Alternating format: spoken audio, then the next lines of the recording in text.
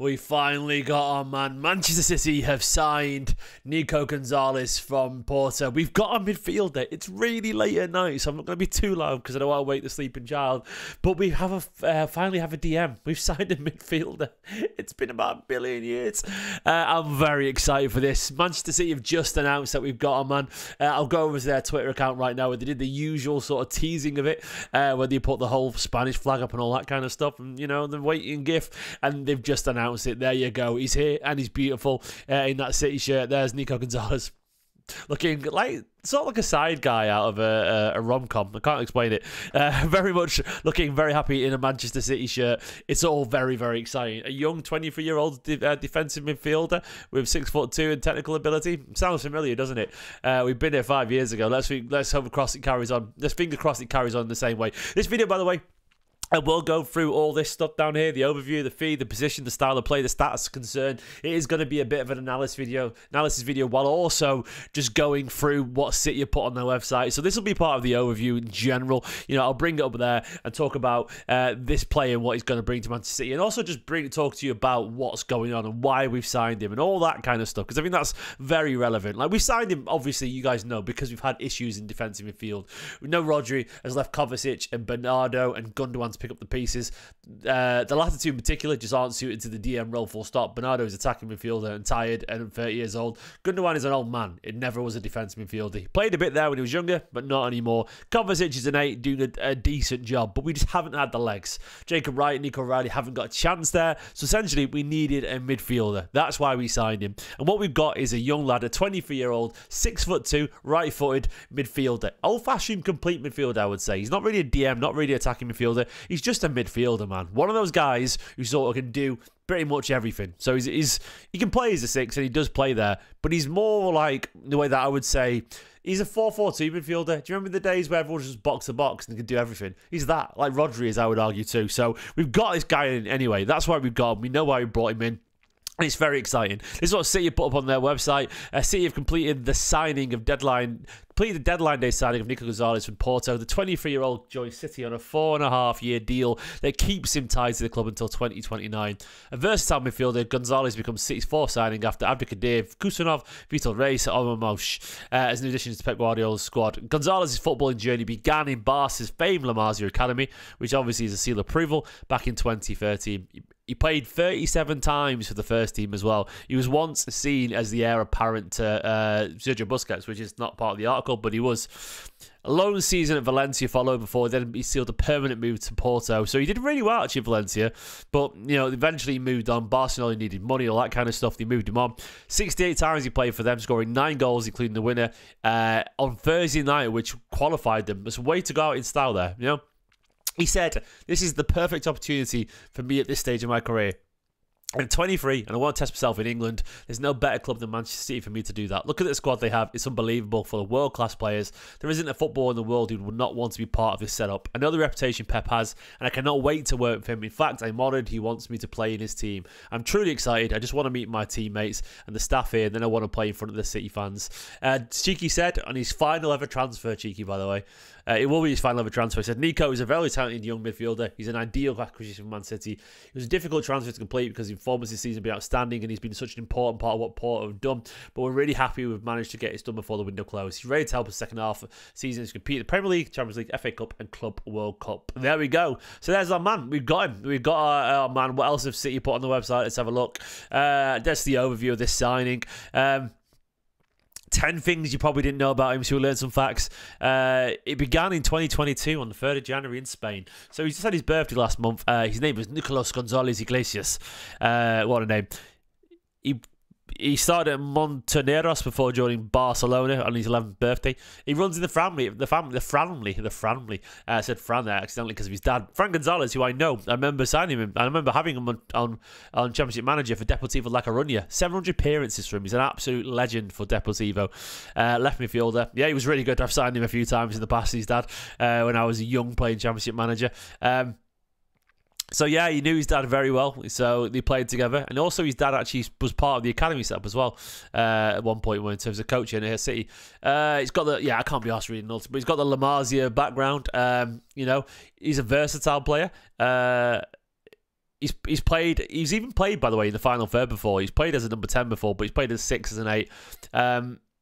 He's already got 7 goals and 6 assists in 29 matches this season, by the way, which is Rodri-esque numbers. So he's got a real threat on the game. He played with the under-21s for Spain. He's played. Yeah, he's played multiple times for Spain on 21s. Not yet a full international, but maybe we'll get there in time. 39 appearances, was sent on loan. It's just a lot of stats here. But anyway, we've got our man, Nico Gonzalez, and we're going to talk a little bit about, what this transfer potentially means and so on. We needed this. We absolutely needed it. So we've got our DM here, a guy who's 23 years old. He's got more to improve, don't get me wrong. Look, playing for Manchester City and playing for Porto in the Premier League, in the Premier Liga, they're very different jobs. They really are. It looks to me like this is going to be a bit of a test for him. Ultimately, I don't think he's going to solve all Manchester City's issues, but he comes with a good reputation. I don't think he was a superstar out in Portugal by any stretch, from what I can tell. But City have got ahead here and got a guy who was not under the radar as such, but definitely not like demanding attention from everywhere. In the way that Ruben Diaz probably wasn't either. People weren't fighting us for Ruben Diaz, but he had a good reputation. But no one was like, there wasn't like a desperate, barrage of people trying to get to him. So he's come a little bit under the radar, I would say. He's predominantly a DM, I would say, but he can play as a central midfield as well, William Moore. Guys, please give the video a like. It'd be massively appreciated. I'll go into the actual fee because we talked a little bit about, the overall signing and so on and what is going to come. The fee itself is around 60 million euros. I'm seeing a few tweets here. It's around 60 million euros. I think we essentially reached the... we did reach the... What's it called? The release clause, but trying to find the actual structure. Oh, there we go. There it is. Hi, Nico Gonzalez. I'm really honoured to join Manchester City, and I'm looking forward to start working with my new teammates. Looking forward to seeing you too, pal. Worth 60 million euros. There we go. It's one of those things where apparently it's been structured in a certain way where like Jorge Mendes gets like 10% of it. Here we go. City 60 million fee is paid to Porto for Nico Gonzalez, which does not include any objectives. However, the payment will be made in stages and 10% going to Jorge Mendes' agency, Esteemed. So basically, we have paid 60 million euros full stop, which is 50 million pounds. We've gone up front. There's no add-ons or anything like that. It's just 50 million quid we paid, with 10% going to Mendes, 5 million going there. 40% would be going to Barca, which would be about what, 20 million? What would be 10% would be 20 million. And the rest would be going to Porto after that. So they made a pretty decent profit on it, really. I think they only signed him for they signed him for 8 million, I think, from Barcelona a couple of years ago. And they made a decent profit there. Not a massive profit given the 40% selling clause. But yeah, it's a fee that will bring expectation. Nunes and Calvin Phillips weren't far off that, if not more than that. Nunes is about that. Phillips a little bit short. And they ultimately, as midfielders, were failings, and we can't deny that. The money did bring the expectation. If you spend 45 million in an England international, then 55 million on a Portuguese international, and neither of them can play regularly in the centre midfield for Guardiola. And you can argue if they can or not, but ultimately Guardiola decided they haven't and they can't. So there we go. If you do that, then you're going to have an expectation on them. He's the latest in a long line of midfielders, but the latest attempt at sort of giving Rodri an alternative. This has to be a success. That fee it brings expectation, and it's a lot of money for a guy ultimately who isn't at the peak of European football right now. He's a young talent, don't get me wrong, but there is definitely still room to grow on that front, and I think that's fair to say. So look, it's a big fee. I'm not going to pretend it isn't. Let's talk about his position anyway. He is, by all accounts, he is a DM, I would say. He started off pretty much as a defensive midfielder based on my research at Barcelona. He came through, he was seen sort of as... He's sort of as a Sergio Busquets potential replacement. He played an awful lot there. When you see, his highlights of him as a younger player, he's very much sat in that number 6 role, picking the ball off the defenders, dictating play, all the usual stuff you'd associate with number 6. It's a little bit different at Porto. At Porto, he's been playing very much often as part of a 2, where he's been... He's been part of a double pivot. I'll show you how he played the other day.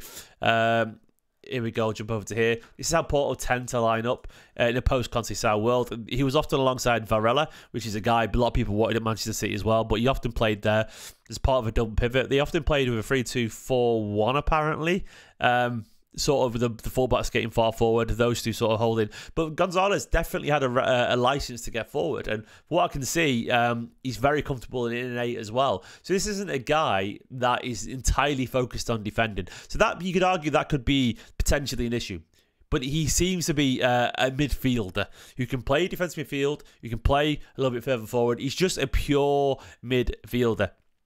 And I start to think, in terms of his position, yeah, he's going to be a DM in the way that Rodri will be a DM. He reminds me a little bit more profile-wise in terms of position of Declan Rice, in the way that, you know, Declan Rice he can play as a DM, but once again, he's an old-school 4-4-2 central midfielder. There's quite a few of them knocking about these days, where they're sort of like physical, really physically strong DMs who have a bit of technical abilities and can get forward. So he reminds me of that a little bit. I think when we start looking at positions and stuff like that, I'll bring this. I was messing around with this earlier.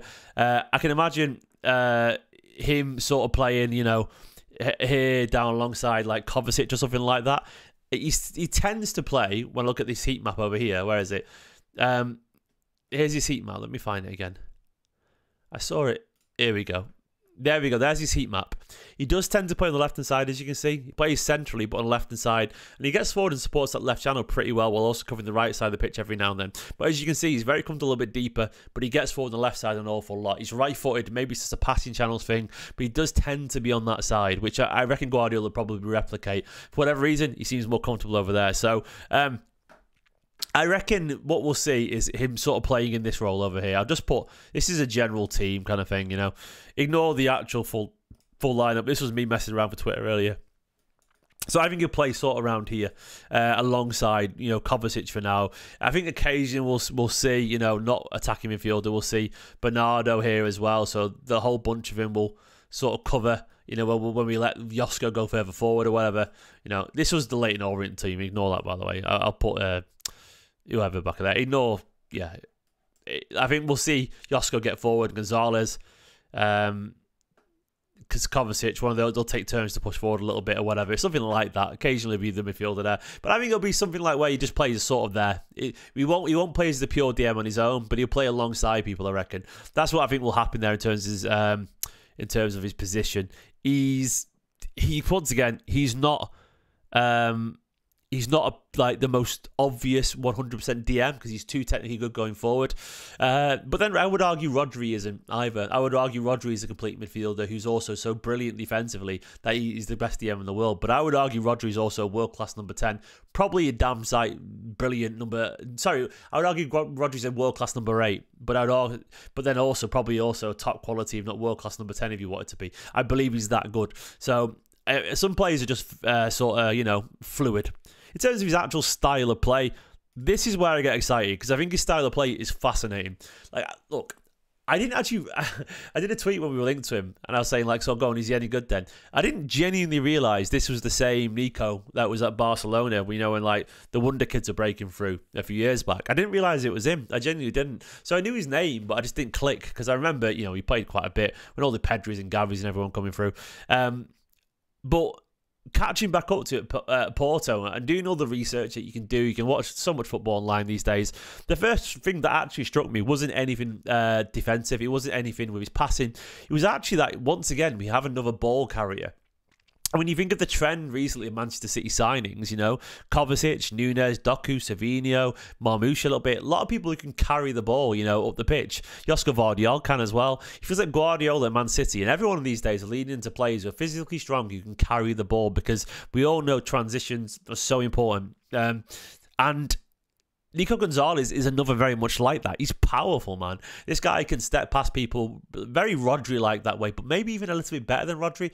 Once again, this is where the Declan Rice physicality comes into it. I think he's a little bit faster than Rodri by the looks of it. He drives forward a little bit, not quite as fast as, say, a Yaya in motion, but he's definitely somewhere between Yaya and Rodri in terms of how he likes to dribble.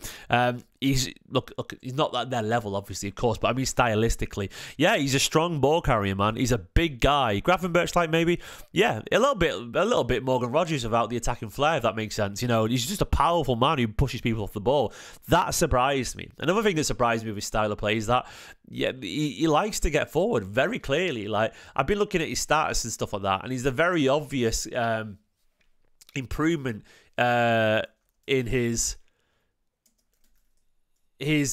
goal threat. He's creating goals and scoring goals, and that wasn't always the case in his career, you know. I mean, you've only got to look at here. This is in the Portuguese league, obviously there, but the 25 games the year before, 2 assists, 1 goal.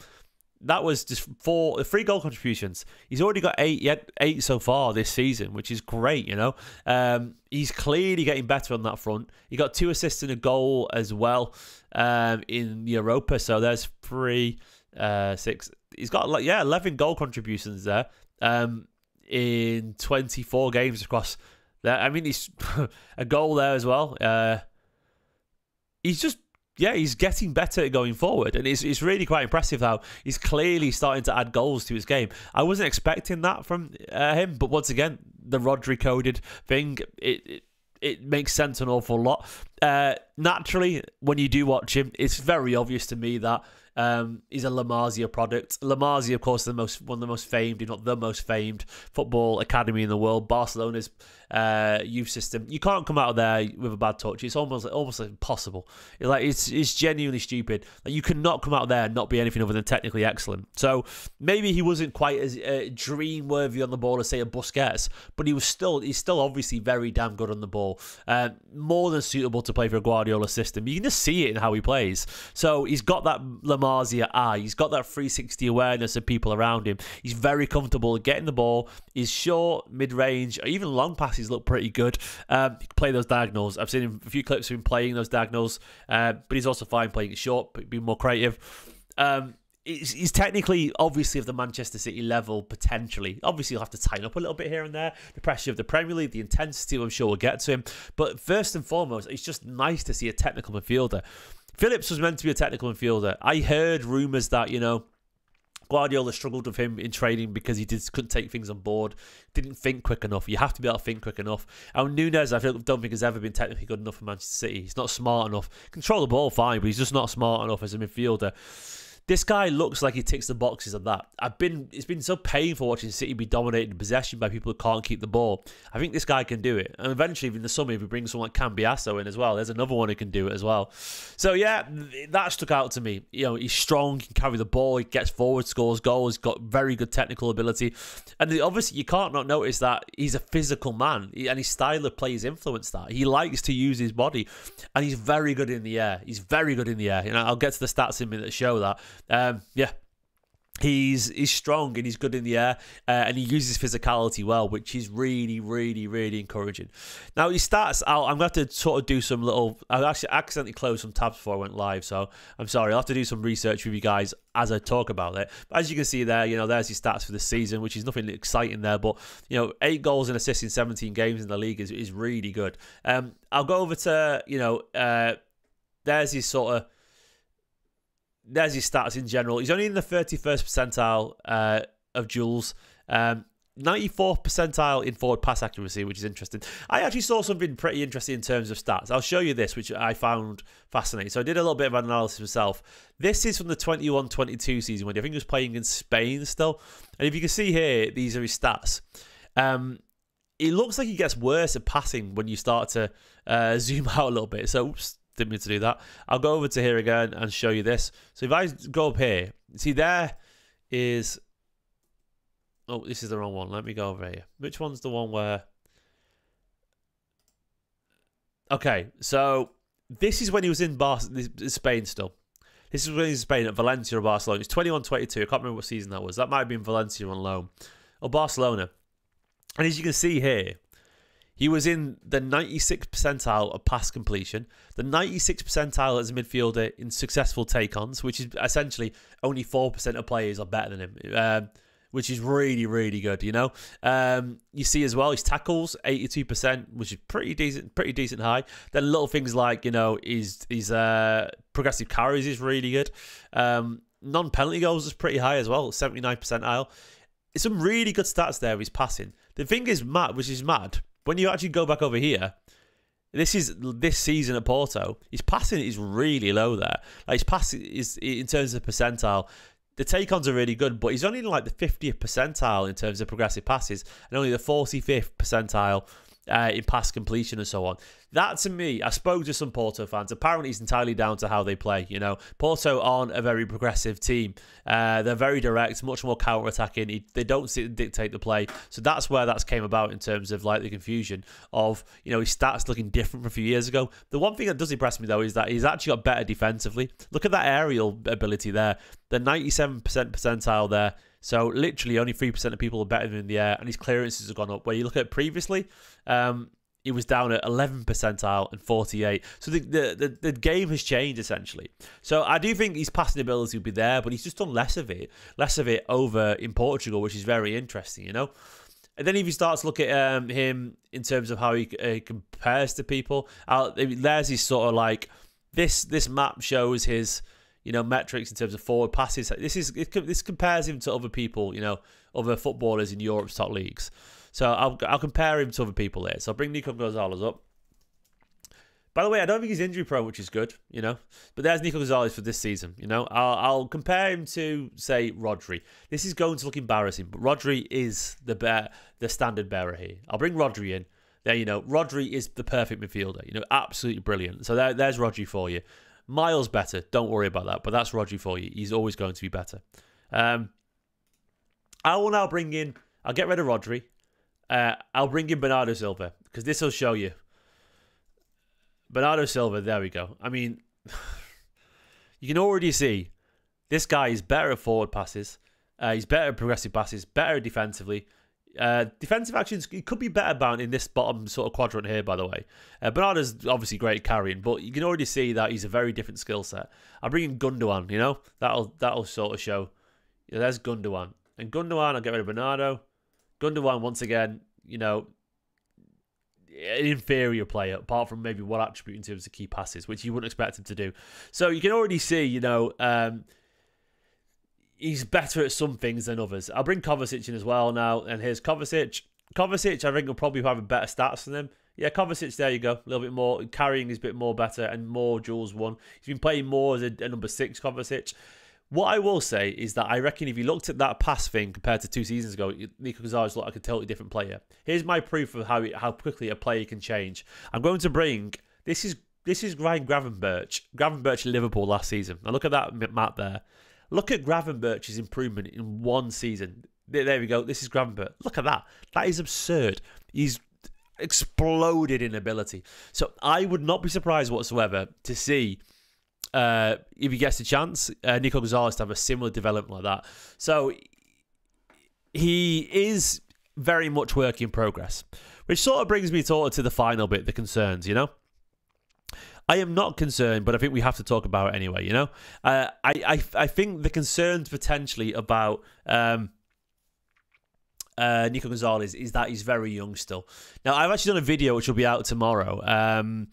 You know, the everything you need to know series. I'll put that out tomorrow morning. I did a video with a Portuguese podcaster, not Portuguese football podcaster. He was English podcaster, but you know, and he was telling me that the one thing he was slightly concerned about is that he is young, you know, and it could be a move too soon. Like, he felt he doesn't necessarily have the elite quality that Manchester City need. He could very much get there, but he's not like a superstar. And I agree with that. I watched Nico Gonzalez, and I think he is very talented, very obviously talented. I think he's absolutely going to be an improvement on the current Gundogan and the current Bernardo who are playing deep in midfield. But I also think the honest concerns I've got is that a lot of people are expecting him to swim straight away because we're desperate.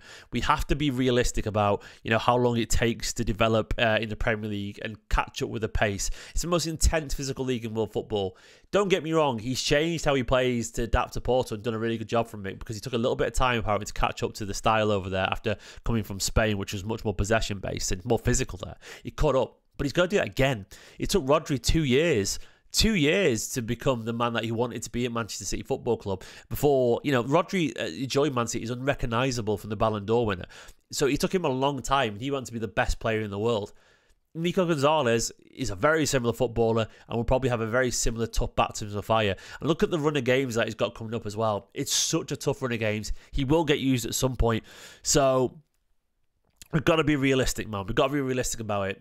My concerns as well is that he's not naturally, you know, he's not like, he looks good. He looks good in terms of winning the ball and so on. But I don't think he's been playing as a pure DM for a while. So I think he's going to take a little bit of adapting there. And once again, there's no one to sit and hold his hand in a good way. Like if he was in the team alongside Pete, Kevin De Bruyne or Gundogan and Pete Rodri, I think he would breeze through the games. But right now, he's surrounded by people who are playing like clowns. So it's going to be very hard for him to step up, you know. Well, someone said this guy is Fulham level. Fulham's midfield probably run rings around us these days, mate. And you know what? If you got a Paulinho in before we got it turned great at Fulham, I would very much take that right now. You know, wouldn't you? I would. So there we go. I know he's gone now, but, you know, and maybe McGinn might wipe the floor with this guy. I don't know. But what I do know in the chat there is that he's a very talented footballer. He's clearly got the skill set. I think as far as risky £50 million risky signings can go, he's one of the lower risky ones, if that makes sense. I think the Lamars you're trained, playing in a more physical league and getting more of a skill set. I think, yeah, I don't know. I'm pretty, something feels right about this one. It just feels right, you know? I think he's going to impress. I think he looks like a smart footballer. I think he has the technical ability, and ultimately, I think he should suit Manchester City Football Club. And I think Guardiola is gonna like him. And if there's one thing if Guardiola likes a midfielder, Guardiola terms him brilliant. You know, he didn't really rate Nunes or Phillips, sadly, but he rated Rodri and turned him into the best in the world. He rated Fernandinho, and he turned him, once again, in my opinion at the time, the best DM in the world. You know. Look what he did with Busquets at one point. He turned Kimmich into a cracking midfielder at one point, you know. If Guardiola rates a midfielder, I feel like he can be special. And I feel like this one has to be right. So there we go, man. We got our midfielder, and I'm very excited for it, you know. Nico Gonzalez is a Manchester City player. Let me know, guys, what you think. I'm very excited for this. You know, I think he's going to be excellent. I generally can't wait to see him play. I think often he'll play alongside Kovacic, a little bit deeper maybe than Kovacic while everyone else goes forward. I don't think he'll be told to, you know, man the number 6 role on his own unless it's against much lesser opposition. Maybe he'll do it against Leighton Orient, for example. When we might play him like a McAtee and a Foden or something like that, you know, so 2 players ahead of him. But I think largely he's going to play in a double pivot, which is probably sensible right now while he holds his hand. But I think this guy could be special. He very much reminds me of a young Rodri. Obviously, he's not as good as Rodri, but the similarities are genuinely uncanny. So you've got a very good young player here. Fingers crossed he could go far. Hope you enjoyed this video. A little bit of analysis for you. I've got a very good video coming tomorrow from a Portuguese football expert. I'll put that out tomorrow morning as well. It's been a crazy January. I've done so many videos, man. I think this is my 4th video of the day. I hope you guys have been enjoying it. I very much enjoyed it. It's been cracking fun. You're all ace. Give the video a like, subscribe if you're new to the channel, and fingers crossed you guys are excited about our new signing. It's been a wild January, a truly wild January. Marmoush, Vitor Hayes, Kusanov, and now Nico Gonzalez. Guys, thanks very much. Love you all loads. Subscribe if you're new. Welcome to Manchester City. Nico, in a bit.